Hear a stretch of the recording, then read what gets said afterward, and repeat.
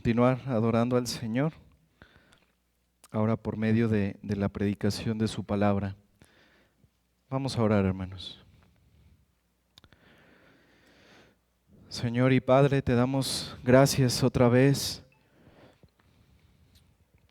Gracias, Señor, por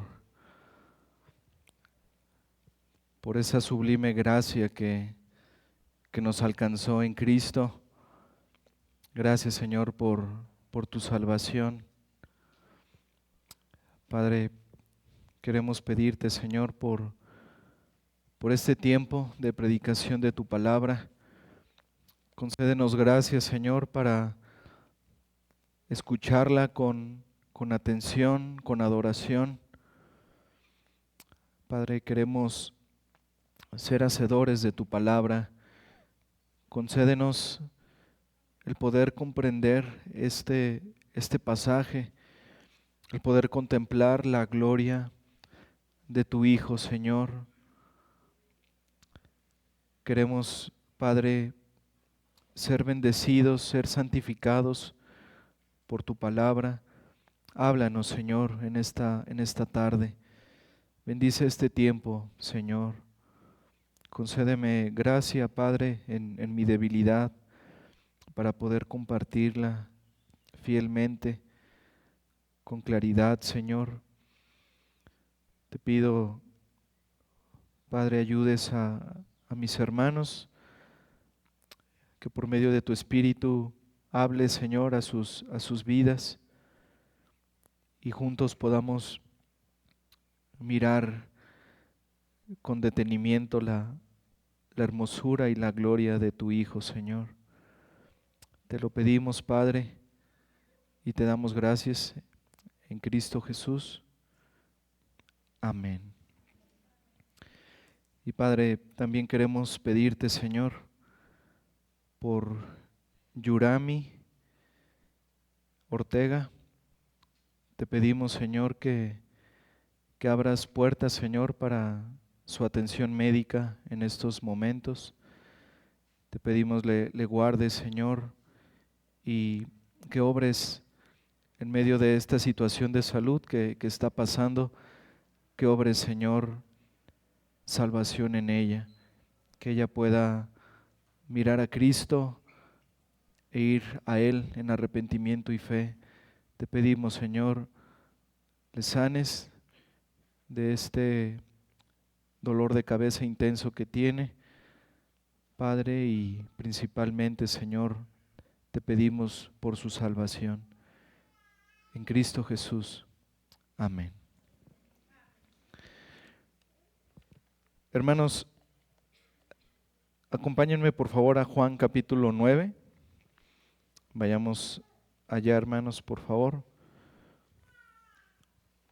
Juan capítulo 9, y puestos de pie, vamos a dar lectura, hermanos, a este pasaje que vamos a estudiar, Juan 9, versículos del 1 al 12. Leamos. Al pasar Jesús vio a un hombre ciego de nacimiento, y le preguntaron sus discípulos, diciendo: Rabí, ¿quién pecó, este o sus padres, para que haya nacido ciego? Respondió Jesús: no es que pecó este ni sus padres, sino para que las obras de Dios se manifiesten en él. Me es necesario hacer las obras del que me envió, entre tanto que el día dura. La noche viene cuando nadie puede trabajar. Entre tanto que estoy en el mundo, luz soy del mundo.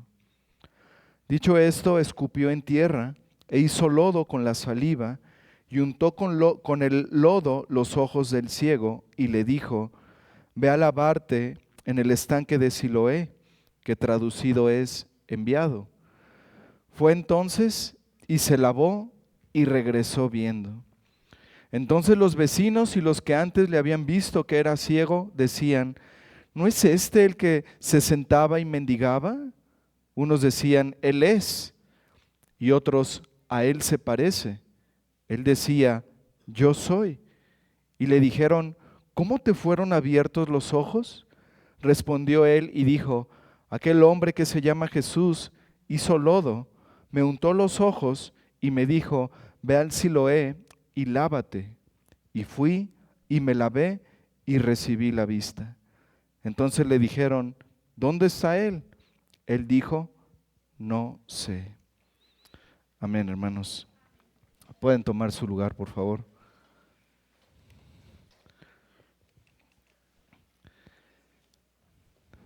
Hermanos, el apóstol Juan recoge en los primeros 11 capítulos de su evangelio 7 milagros cuidadosamente seleccionados. Algunos ya los hemos visto. La conversión del agua en vino, la sanidad del hijo del oficial del rey, la curación del paralítico en el estanque de Betesda, la alimentación de los 5,000, Jesús caminando sobre el mar. Estos son los que hemos visto. Y ahora tenemos el sexto, la sanidad del ciego de nacimiento, que vamos a estudiar el día de hoy. Y finalmente la resurrección de Lázaro en el capítulo 11, que con el favor de Dios veremos posteriormente. Estos milagros, hermanos, recordemos que el apóstol Juan les llama señales, porque los milagros del Señor Jesús tenían ese propósito, señalar a algo, a una verdad espiritual profunda. Y esto ya lo hemos comentado anteriormente y lo he ilustrado con esas señales que vemos, por ejemplo, aquí que tenemos alrededor del salón. Esas son señales como esta que tenemos aquí que dice ruta de evacuación, que tiene el propósito de que nosotros miremos hacia la puerta, hacia la salida. No tienen el propósito en sí mismas de que nos quedemos a contemplar las letras y la flechita, sino tienen el propósito de señalar, de anunciarnos algo más importante que la señal en sí misma. Por eso el apóstol Juan, en lugar de llamarles milagros, les llama señales. Y en particular, hermanos, las señales nos muestran 3 realidades estrechamente relacionadas. En primer lugar, las señales que hizo el Señor Jesucristo nos llevan a mirar su identidad como el Hijo eterno de Dios. Nos llevan a mirar su deidad. Siempre es bueno, hermanos, estar recordando constantemente cuál es el propósito del apóstol Juan al escribir su evangelio.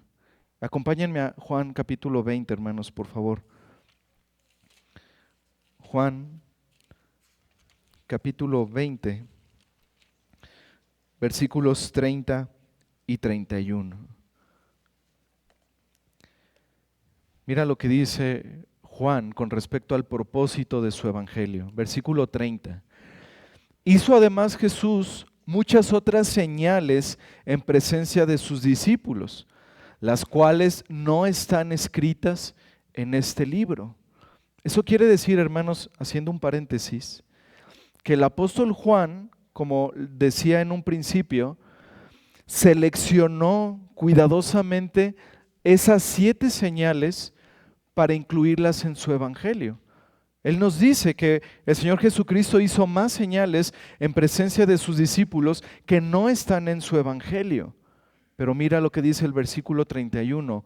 Pero estos 7 milagros que tenemos en el evangelio, dice, se han escrito para que creáis que Jesús es el Cristo, el Hijo de Dios, y para que creyendo tengáis vida en su nombre.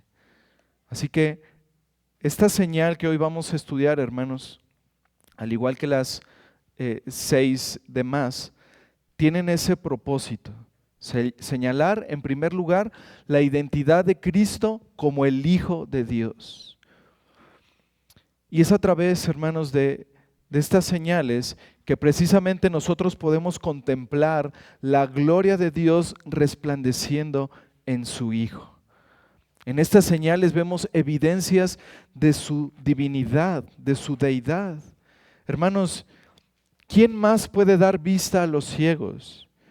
¿Quién más puede sanar a los enfermos con una sola palabra? ¿Quién puede llamar a los muertos a que resuciten? Solo Dios, solo el Hijo de Dios.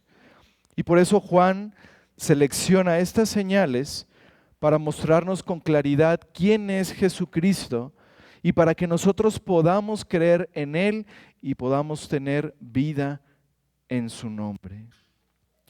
Pero las señales, hermanos, también tienen el propósito de llevarnos a mirar su obra salvadora. Los milagros físicos que realizó nuestro Señor Jesucristo ilustran esa profunda necesidad espiritual que nosotros tenemos de Él, que nosotros tenemos de la salvación. No solo contemplamos en estas señales al eterno Hijo de Dios, sino que también podemos contemplar en ellas al Salvador de los pecadores. La ceguera física nos recuerda nuestra ceguera espiritual. La enfermedad nos habla de la corrupción producida por el pecado. Y la resurrección de los muertos señala el poder del Señor Jesucristo para dar vida espiritual a aquellos que están muertos espiritualmente en sus delitos y pecados. Cada señal, hermanos, cada milagro, en última instancia, nos lleva a mirar la obra redentora de nuestro Señor Jesucristo. Pero también, en tercer lugar, hermanos, cada señal, cada milagro apunta a que nosotros podamos mirar ese corazón amoroso y compasivo de nuestro Señor Jesucristo. Aunque las señales sí tienen como propósito principal enseñarnos verdades espirituales, también nos muestran la ternura y ese corazón compasivo que tenía nuestro Señor Jesucristo con aquellos que sufren. Él alimenta a los hambrientos, Él sana a los enfermos, Él libra a los oprimidos, Él restaura a los quebrantados. Y todo esto, hermanos, brota de su compasión y de su amor profundo por los hombres. Así que al contemplar estos milagros, hermanos, no vemos a un Salvador distante o indiferente. Vemos a uno que se acerca con misericordia a atender las necesidades de los hombres. Como hemos dicho, hermanos, de las 7 señales seleccionadas por Juan, llegamos al capítulo 9, a la 6ª señal, la sanidad del ciego de nacimiento. Y aunque este milagro, hermanos, nosotros lo vemos particularmente en el versículo 6 y 7, todo el capítulo habla acerca de esa sanidad, habla acerca de las implicaciones y de las consecuencias de ese milagro. De hecho, hermanos, el relato se extiende hasta el capítulo 10, donde el Señor Jesucristo va a continuar el diálogo y la confrontación con aquellos fariseos que comenzó al finales del capítulo 9. Así que no solo debemos prestar atención, hermanos, a la señal, al milagro, sino también a esas profundas lecciones espirituales que surgen a partir de él. Básicamente todo este capítulo 9 se puede dividir en 3 partes. En primer lugar, encontramos el encuentro del Señor Jesucristo con ese ciego de nacimiento, el pasaje que acabamos de leer y que vamos a estudiar. En segundo lugar, vamos a ver la interacción de los fariseos con ese hombre que había sido sanado, desde el versículo 13 hasta el 34, que vamos a ver, si Dios permite, en una próxima predicación.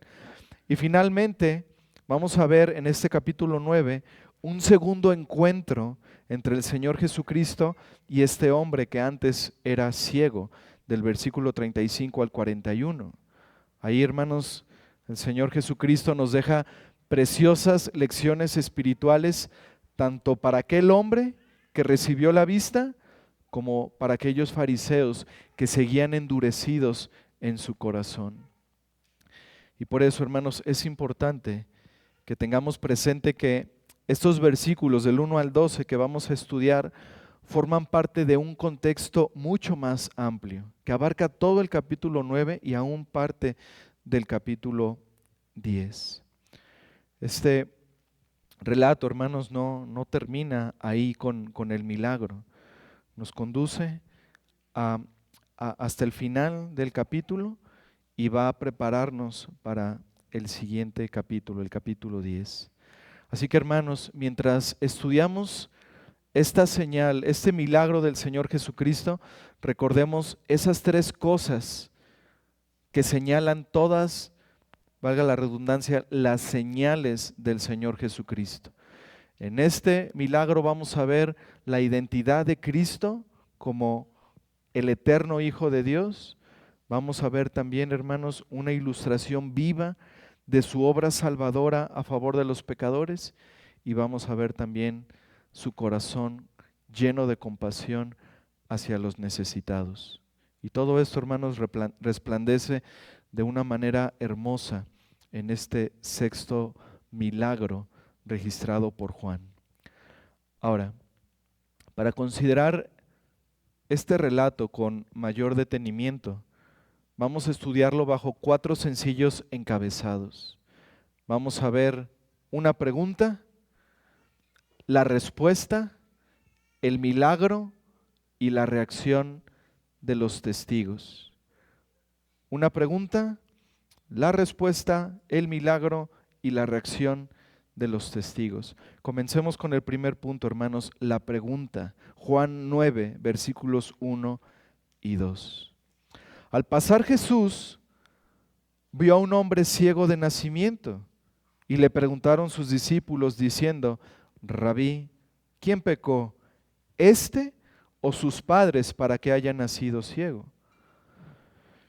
Hermanos, probablemente este hombre ciego estaba en la puerta del templo. Ahí es donde los ciegos y los necesitados se sentaban para mendigar, para pedir limosna. Y el versículo 8 nos ayuda a pensar esto, porque la gente preguntó ahí en el versículo 8, ¿no es este el que se sentaba y mendigaba? Ahora, recordemos cómo termina, hermanos, el capítulo 8 de Juan. El Señor Jesucristo huye, ¿recuerdan? Huye de esos líderes religiosos porque querían lapidarlo, querían matarlo, querían apedrearlo. No sabemos si este relato de este milagro ocurre inmediatamente después de esto o si pasaron algunos días. Lo cierto, hermanos, es que el Señor Jesucristo se encuentra con este hombre que era ciego de nacimiento. Y a partir de la pregunta que formulan los discípulos en el versículo 2, que ahorita vamos a analizar, parece claro que los discípulos conocían a este hombre. Miren la pregunta: Rabí, ¿quién pecó, este o sus padres, para que haya nacido ciego? Los discípulos sabían que ese hombre era ciego de nacimiento. O sea, que no había quedado ciego en algún momento de su vida. Sabían que era ciego de nacimiento. Así que quizá, hermanos, él era una persona popular. Su situación muy probablemente era conocida por toda la sociedad. La gente, como vemos en el versículo 8, sabía que ese hombre constantemente se sentaba ahí y mendigaba. Y hermanos, el conocer el trasfondo de este hombre resulta importante para que nosotros podamos entender la pregunta que hacen los discípulos. En ese entonces, entre muchos judíos, existía la creencia de que toda enfermedad, todo defecto o toda discapacidad era consecuencia de un pecado en específico. Y por ello, hermanos, los discípulos aquí dan por sentado de que esa persona ciega estaba sufriendo el castigo de su pecado o de sus padres? Fíjense cómo no piensan en otra opción. Ellos la limitan. ¿Él pecó o sus padres? Le preguntan al Señor Jesús. Y esa pregunta refleja precisamente, hermanos, esa forma de pensar que había en aquel entonces en cierta parte del pueblo judío. Algunos judíos incluso sostenían que un niño podía pecar antes de nacer, es decir, desde el útero, en el vientre materno. De ahí la pregunta de los discípulos: ¿pecó este hombre para que naciera ciego? Lo cual implica que en su mente los discípulos pensaban: ¿ese hombre pecó desde el vientre de su madre? ¿Desde el útero? ¿Para que como castigo haya tenido que al nacer naciera ya ciego? Y la segunda posibilidad es que esa ceguera fuera consecuencia de un pecado de sus padres, que fuera un castigo divino de Dios por un pecado muy particular de sus padres. En su manera de entender las cosas, en última instancia para ellos, la ceguera era evidencia de culpa. Si había nacido así, debía haber sido por él o por el pecado de sus padres. Por tanto, hermanos, esta pregunta de los discípulos no era extraña ni excepcional. Refleja la creencia de esa época. Seguramente los discípulos no eran los únicos que pensaban así, sino toda la gente que conocía a este hombre. Todos ellos se preguntaban: ¿o él pecó o pecaron sus padres para que él haya merecido ese castigo? Sin embargo, hermanos, todo el episodio, todo este capítulo 9, se desarrolla precisamente para corregir esa perspectiva equivocada y para poder mostrar que los propósitos de Dios son mucho más profundos que una simple relación mecánica entre sufrimiento y pecado. Ahora, bien, hermanos, pasemos al punto número 2, la respuesta, versículo 3. Respondió Jesús: no es que pecó éste ni sus padres, sino para que las obras de Dios se manifiesten en él. Nuestro Señor Jesús responde de una forma muy directa, muy clara y concreta. No pecó él, ni pecaron sus padres. El hombre no era ciego por ningún pecado suyo, ni por pecado de sus padres. Ahora, hermanos, esto por supuesto no niega que todas las enfermedades, que todas las discapacidades y toda muerte son en última instancia resultado del pecado, son resultado de la caída de Adán. Si Adán nunca hubiera pecado, no habría enfermedad, no habría muerte, no habría discapacidades, no habría nada de eso, no habría ni un solo muerto.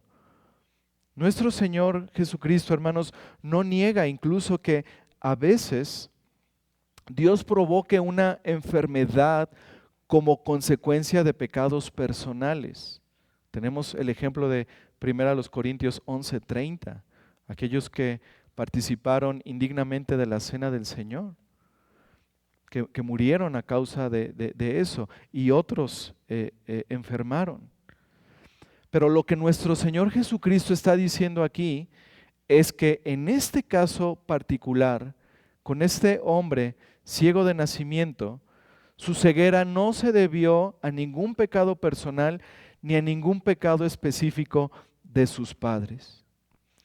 Y a continuación, el Señor Jesucristo revela la razón última que estaba detrás de esa ceguera de este hombre. Y dice el Señor Jesús: sino para que las obras de Dios se manifiesten en él. La explicación definitiva, hermanos, se encontraba en el propósito soberano de Dios. Este hombre había nacido ciego para que en el momento señalado Cristo le diera la vista y Cristo fuera glorificado y se manifestara en él de esta manera.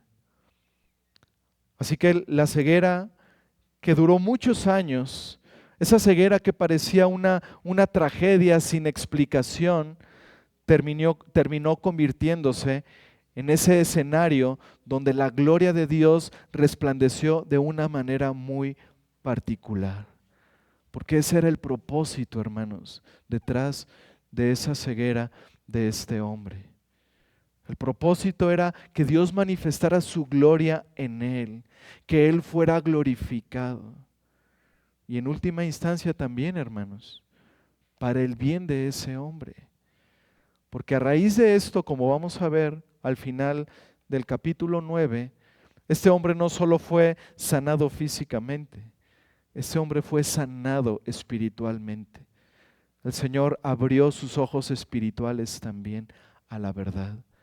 Así que esta enfermedad, esta ceguera, tenía ese propósito de que Dios fuera glorificado y aún tenía como fin el bien de este hombre, el mayor bien de este hombre.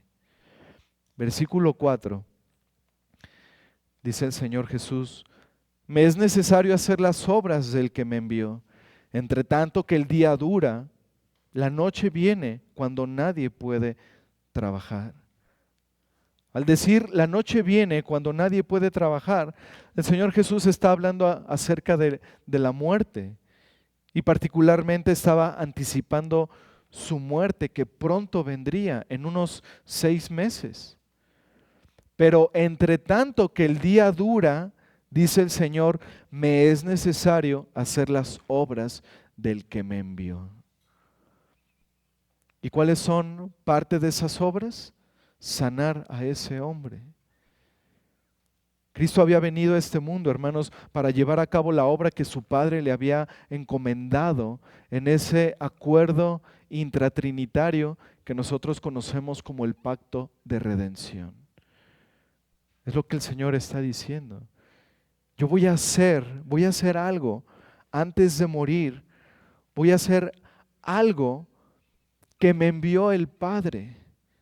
Una obra que Él me envió a hacer. Sanar a ese hombre y por supuesto salvarle. Ahora miren el versículo 5. Dice el Señor Jesús: entre tanto que estoy en el mundo, luz soy del mundo. Aquí reafirma la idea del versículo 4.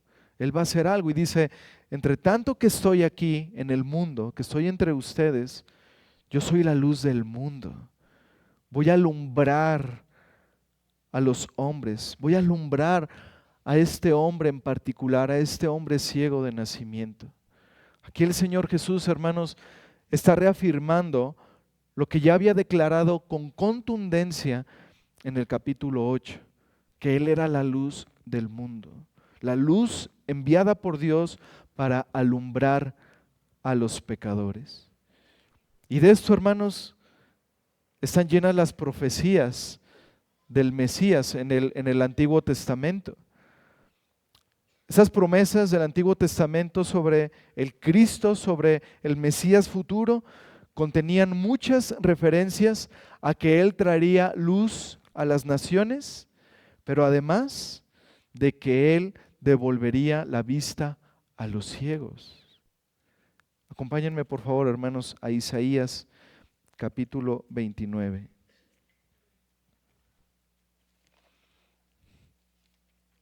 Isaías capítulo 29.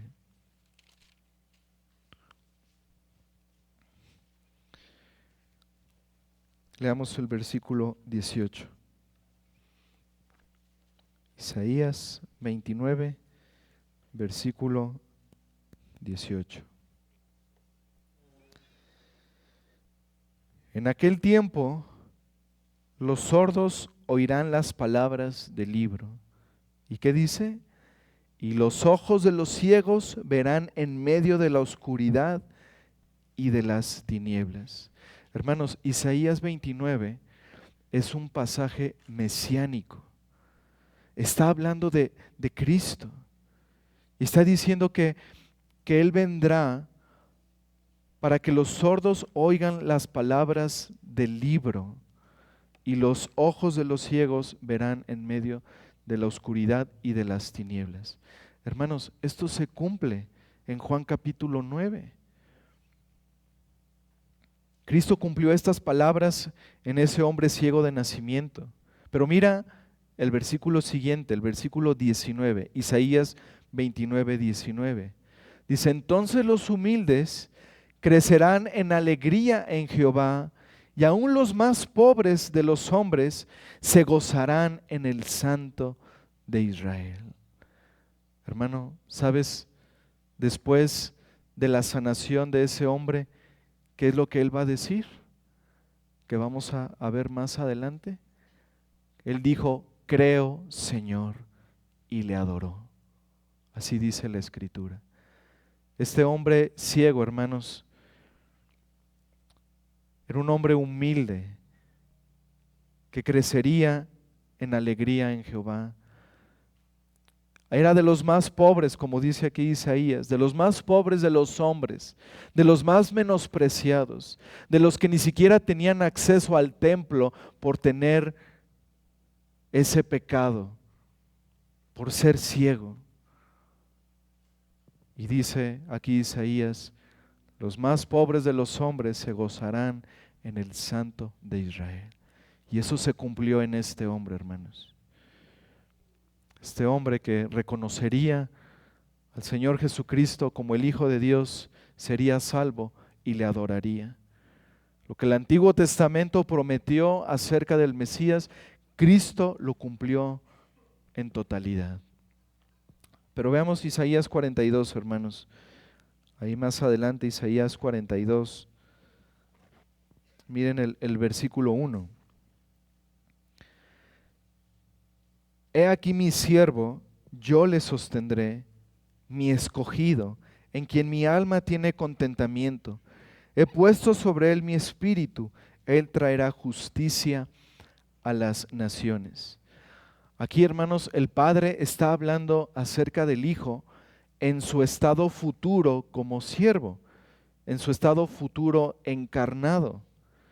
Y ahora miren el versículo 6 y el versículo 7, Isaías 42, versículos 6 y 7. Yo, Jehová, te he llamado en justicia y te sostendré por la mano, te guardaré y te pondré por pacto al pueblo, por luz de las naciones. Versículo 7, para que abras los ojos de los ciegos, para que saques de la cárcel a los presos y de casas de prisión a los que moran en tinieblas. Ahora más adelantito, hermanos, Isaías 49, por favor. Isaías 49, versículo 6.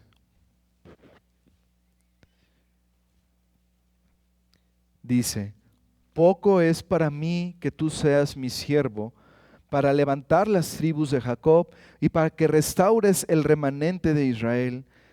También te di por luz de las naciones, para que seas mi salvación hasta lo postrero de la tierra. Ahora, hermanos, sin perder la idea de estas profecías, vayamos a Hechos 26, por favor. Al Nuevo Testamento, después de Juan, Hechos capítulo 26.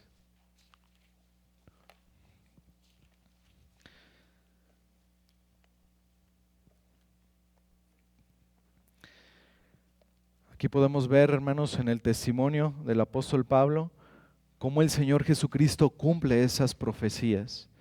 Aquí el apóstol Pablo está en su defensa ante el rey Agripa y dice en el versículo 22, pero habiendo obtenido auxilio de Dios, persevero hasta el día de hoy, dando testimonio a pequeños y a grandes, no diciendo nada fuera de las cosas que los profetas y Moisés dijeron que habían de suceder.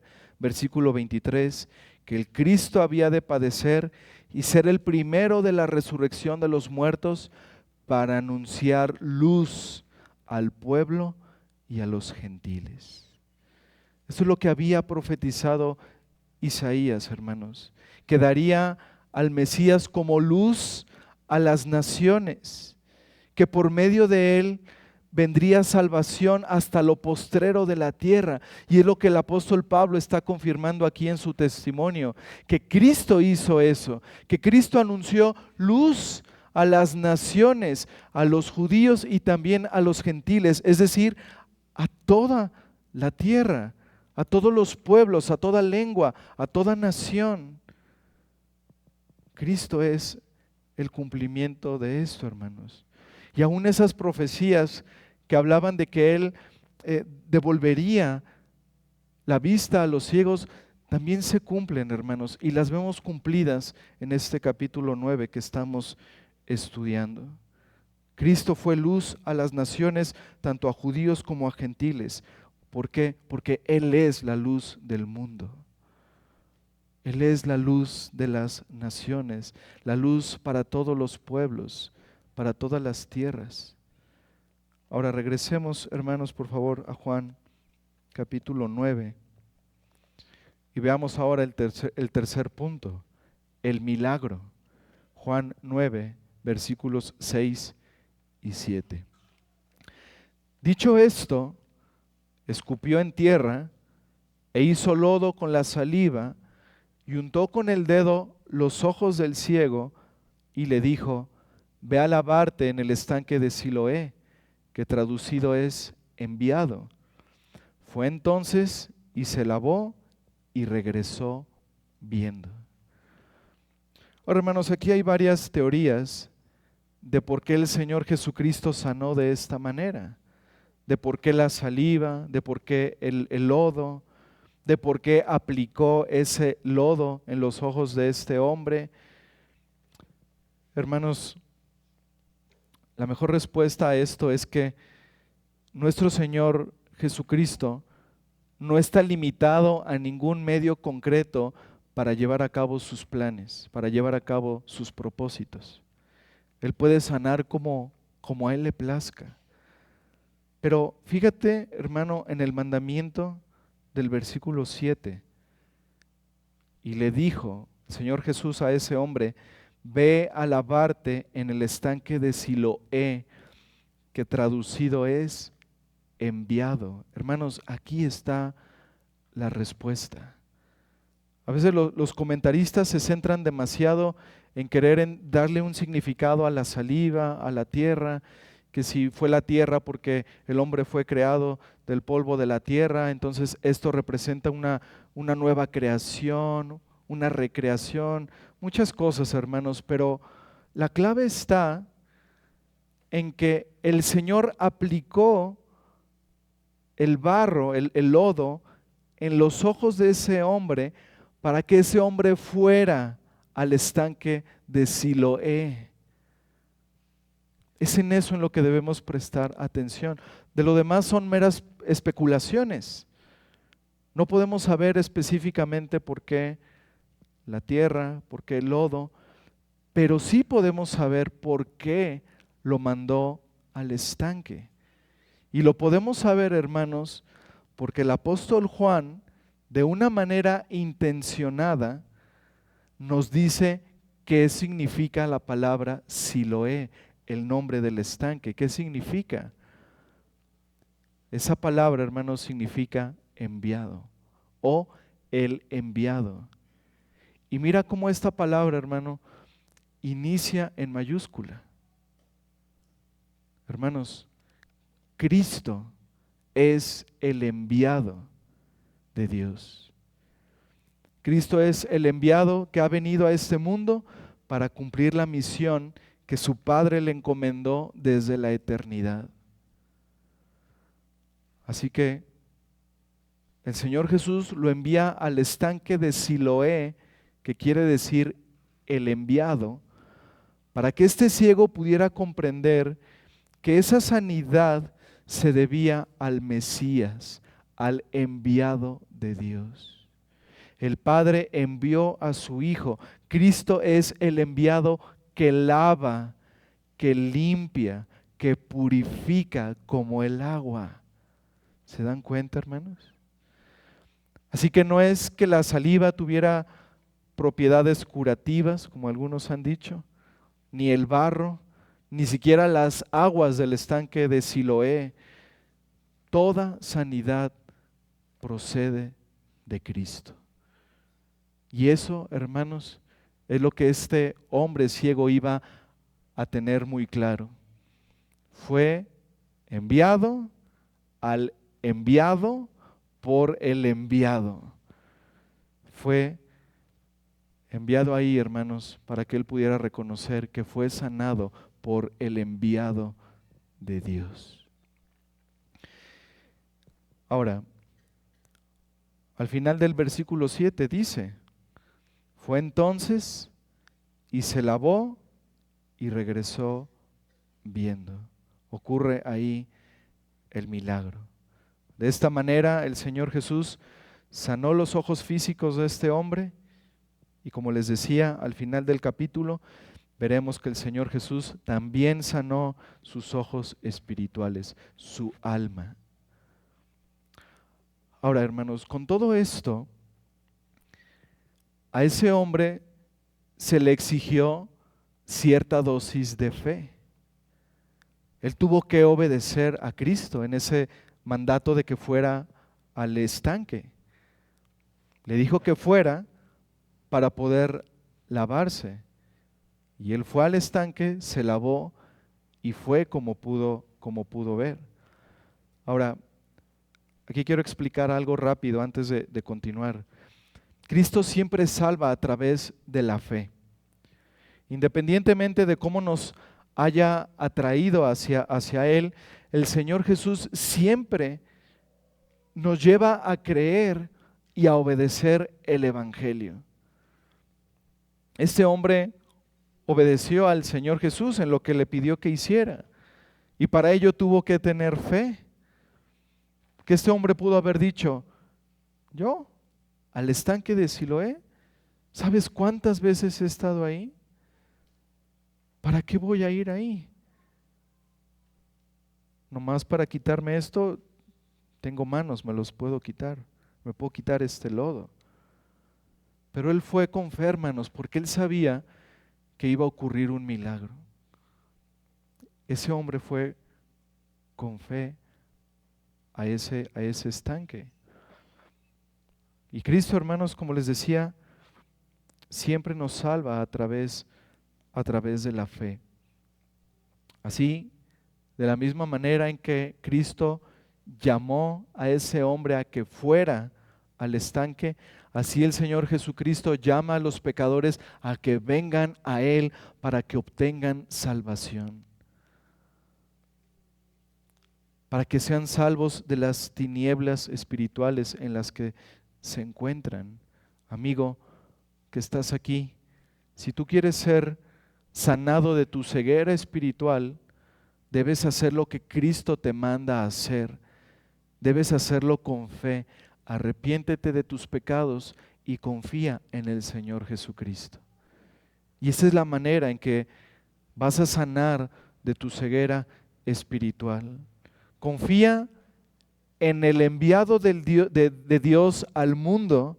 Confía en aquel que vino, que vivió una vida de perfecta obediencia, que murió en la cruz del Calvario llevando los pecados del hombre sobre su cuerpo, que recibió el castigo que nosotros merecíamos, que murió verdaderamente ahí y que resucitó victorioso al tercer día de entre los muertos. Confía en el enviado de Dios para que puedas tener vida espiritual, para que tus ojos puedan esclarecerse a la luz de la verdad y de la gloria del Señor Jesucristo.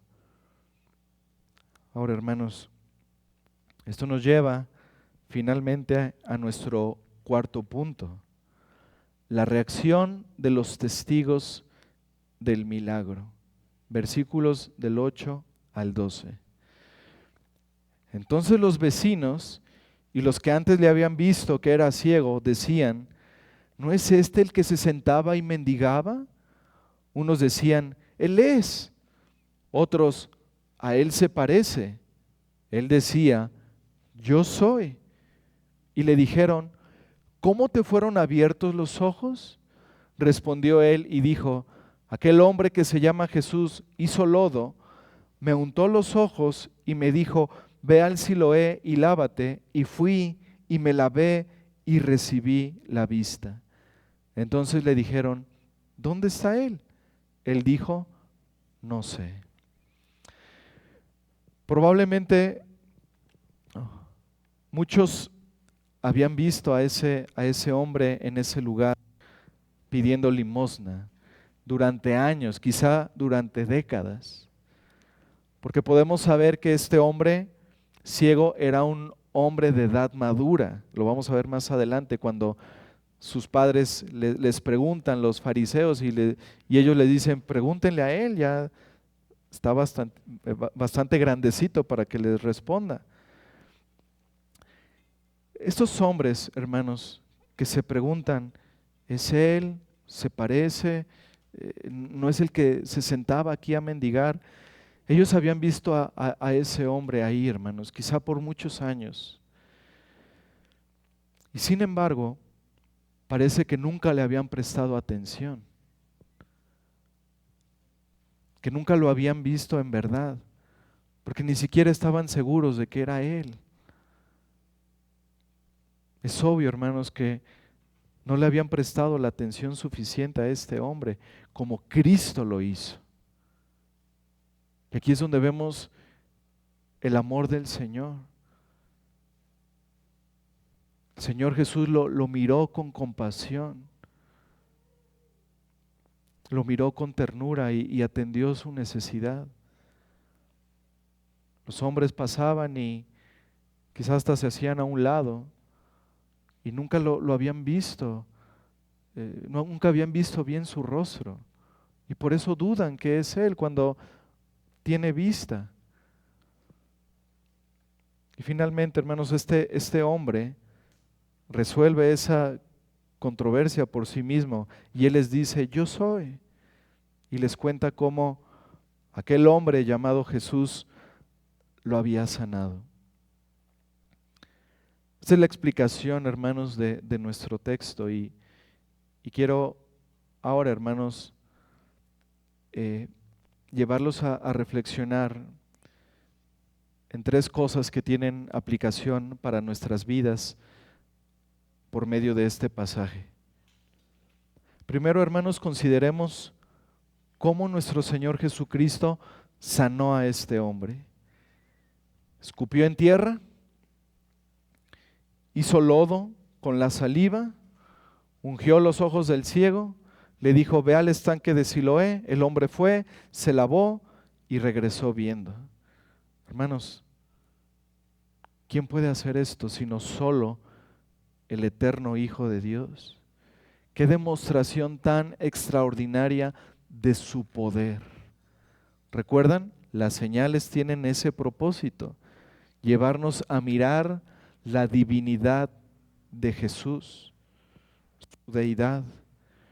Ese hombre no estaba enfermo de sus ojos, era ciego de nacimiento. Nunca había visto la luz del día, nunca había contemplado el rostro de sus padres, la belleza de la creación, las calles en Jerusalén. Y sin embargo, hermanos, en un instante, el Señor Jesucristo hizo lo que ningún profeta, ni ningún médico, ni ningún poder humano podían haber hecho jamás. Él dio vista donde nunca había existido vista. Y hermanos, eso es precisamente lo que Cristo hace en la salvación. ¿Recuerdan? Segundo punto, las señales nos llevan a mirar la salvación, la obra redentora de Cristo. Y esto que hizo el Señor Jesús con este hombre es lo que precisamente hace en la salvación. El pecador no está simplemente debilitado, está muerto espiritualmente, está espiritualmente ciego, no puede ver la gloria de Cristo, no puede comprender las cosas de Dios, ni puede venir a Él en sus fuerzas. Pero cuando Cristo obra con su poder soberano, los ojos son abiertos, el corazón es renovado, el alma empieza a contemplar la belleza y la gloria de su Salvador. El mismo poder que abrió los ojos de este hombre es el mismo poder que obra para abrir los ojos del alma. El mismo Cristo que dijo, ve y lávate, es el que hoy llama a los pecadores a que vengan a Él. Y cuando Él llama eficazmente, hermanos, su gracia nunca falla, su gracia es irresistible. Los que estaban en tinieblas vienen a la luz. Los que estaban perdidos son hallados. Los que estaban muertos espiritualmente tienen vida espiritual juntamente con Él. Qué glorioso Salvador, hermanos, podemos contemplar en este pasaje. Soberano en su elección, misericordioso en su compasión y poderoso en su salvación. Por tanto, amigo que estás sin Cristo, si hoy reconoces tu ceguera espiritual, no mires dentro de ti, amigo. Mira a Cristo, míralo a Él. Él sigue siendo poderoso para salvar. Él sigue siendo misericordioso para salvarte en medio de tu ceguera espiritual, en medio de tu lucha con el pecado, en medio de tu esclavitud. Él es misericordioso. Él sigue recibiendo a aquellos que vienen a Él con fe. Y todo aquel que acuda a este gran Salvador descubrirá que su poder no ha disminuido y que su misericordia permanece para siempre. Ve y lávate en el estanque de Siloé. Ve al enviado de Dios. Ve a Cristo, amigo, en arrepentimiento y fe, y Él sanará tu alma enferma por el pecado. Segunda reflexión. Hermanos, Dios determina soberanamente quién, cuándo, dónde y cómo nace una persona. Él es soberano. Él determina soberanamente quién va a nacer ciego y quién no va a nacer ciego. ¿Por qué hay personas que nacen ciegas, sordas, cojas o con muchas otras discapacidades o enfermedades?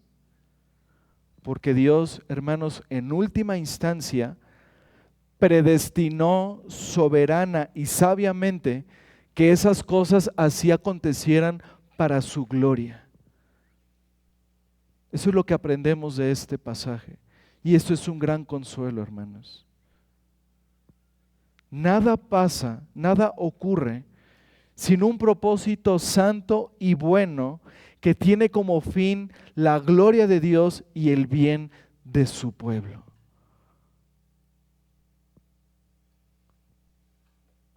Nada pasa sin un propósito santo y bueno que tiene como fin la gloria de Dios y el bien de su pueblo. Qué gran consuelo es esto, hermanos. En Éxodo 4, hermanos, no es necesario que vayan ahí. Ahí Dios le está encargando a Moisés que vaya con Faraón. Y Moisés confiesa que no es capaz de actuar como un profeta. Moisés le dice en el versículo 10, ay Señor, nunca he sido hombre de fácil palabra, ni antes ni después de que tú hablas con tu siervo, porque soy tardo en el habla y torpe de lengua. Entonces el Señor le dijo en el versículo 11, ¿quién dio la boca al hombre?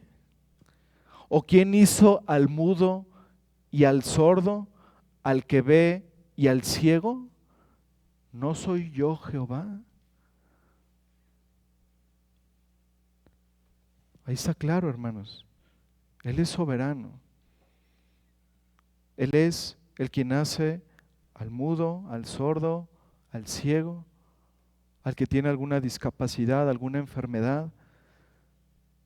En otras palabras, Moisés le dice el Señor: Moisés, yo sé que no eres elocuente, yo sé que no puedes hablar bien.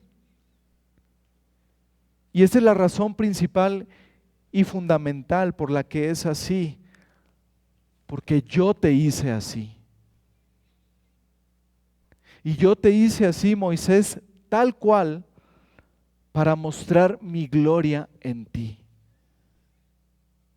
Y eso fue lo que pasó, hermanos.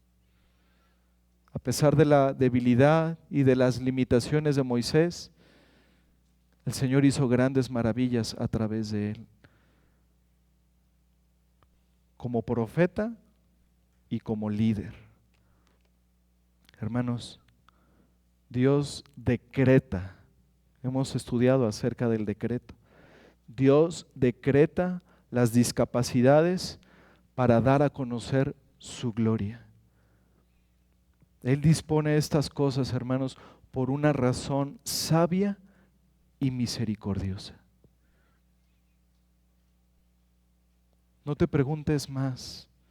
No quieras entender en tus débiles sentidos por qué mi hijo, por qué mi padre, por qué mi familiar, por qué mi amigo tiene esa discapacidad o nació con esa enfermedad. La respuesta está aquí, hermanos, para que las obras de Dios se manifiesten en él.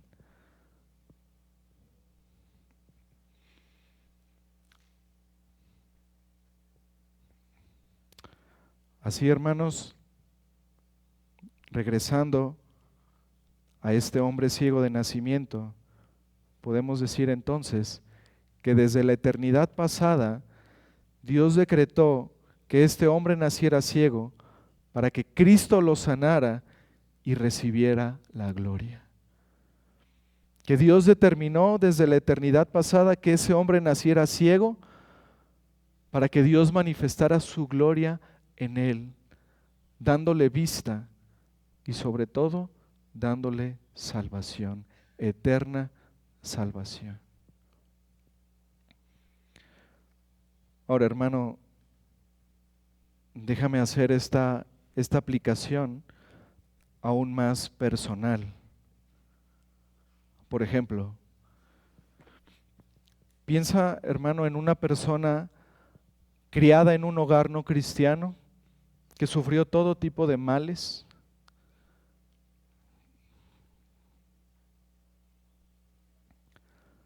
Digamos que sus padres se divorciaron, o que tal vez esta persona fue criada con un solo progenitor, que sufrió maltrato, abandono y las peores cosas que te puedas imaginar.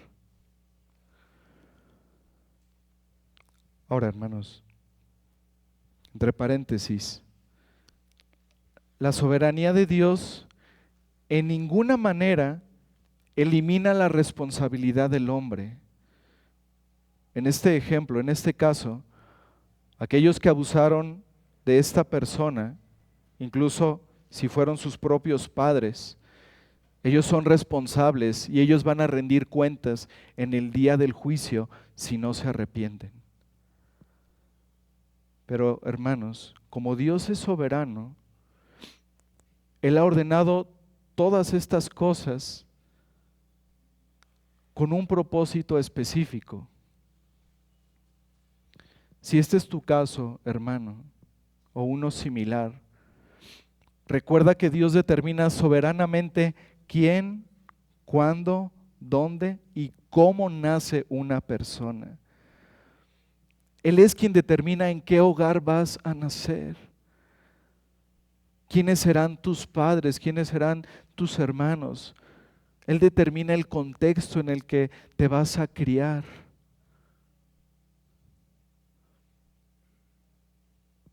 Y aunque a veces en medio de la lucha te preguntes ¿por qué? Recuerda, esa es la respuesta para que sus obras se revelen en nosotros, para que Dios sea glorificado en nuestras vidas. Él nos permite pasar por estas penurias, por estas dificultades, para que en última instancia Él obtenga la gloria y el honor a través de nuestras propias vidas. Esa situación muy particular tuya, hermano, que a veces te preguntas, ¿por qué? ¿Por qué pasó? ¿Por qué tuve que vivir esta situación? Esa situación, hermano, no tomó a Dios por sorpresa. Dios lo determinó así. Él es soberano. Y lo determinó para su gloria y para tu bien, hermano. Para que tú puedas contar tu historia y animes a otras personas con experiencias similares a la tuya y puedas consolarles con la consolación que el Señor te da a ti, para que en ti se den a conocer las obras de Dios. Descansa en eso, hermano. Y una última reflexión.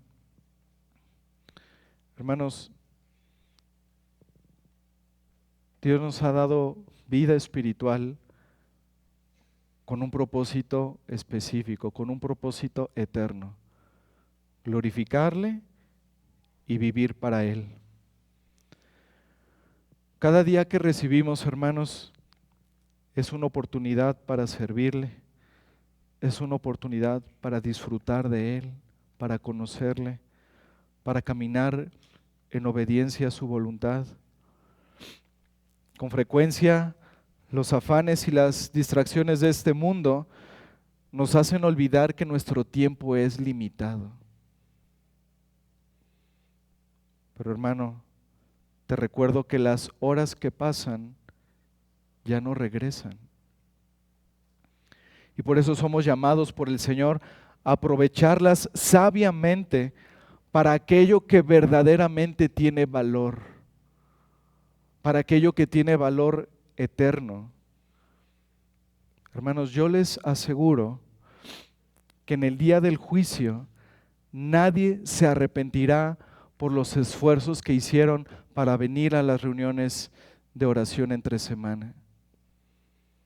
En el día del juicio nadie se va a arrepentir de sus esfuerzos por venir a adorar al Señor en el día del Señor.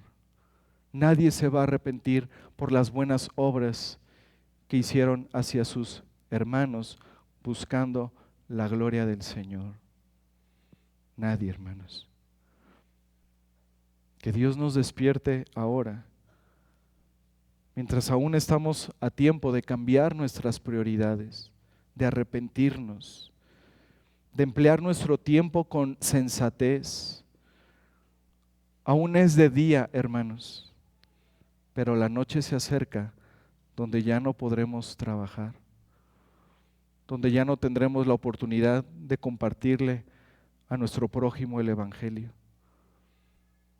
donde ya no tendremos oportunidad de hacer buenas obras a nuestros hermanos, donde no tengamos la oportunidad, hermanos, de hablar de Él.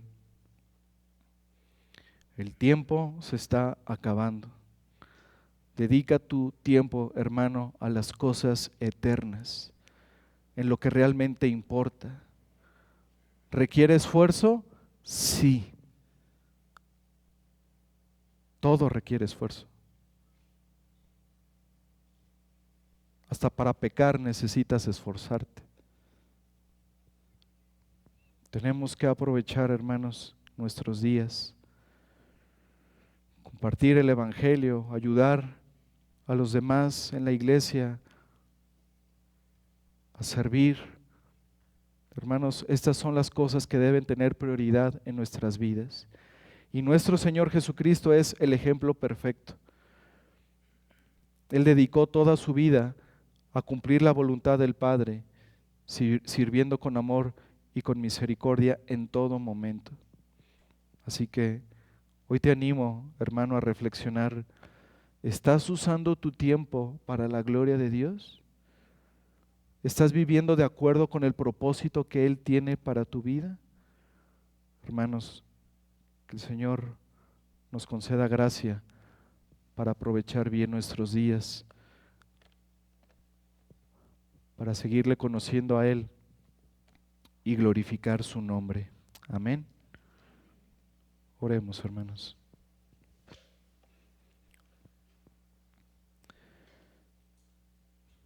Señor,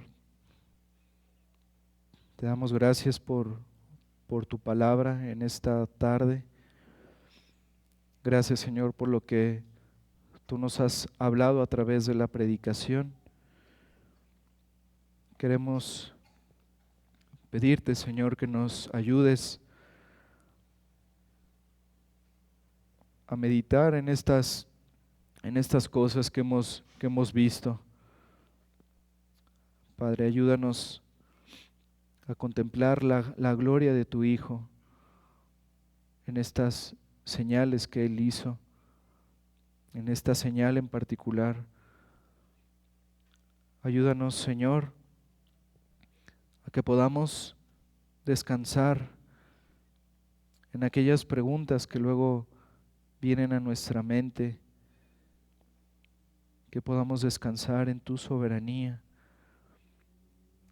en tu santidad, en tu justicia, que podamos descansar en ti, Señor, en tu palabra, que podamos entender, Señor, que todas las cosas tú las has dispuesto para tu gloria y para nuestro bien, aun cuando nos cueste trabajo entender esto, Señor. A veces en medio del dolor, de la aflicción, de la enfermedad, es difícil entender estas cosas, Señor, pero ayúdanos a que con fe nosotros descansemos en ti, Señor, en lo que tu palabra dice, en la verdad de tu palabra, Señor.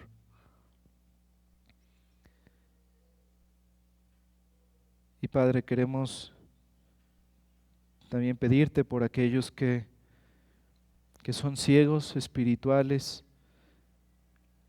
que no pueden mirar por su condición la gloria de tu Hijo, el Evangelio, así como tuviste misericordia de ese hombre ciego.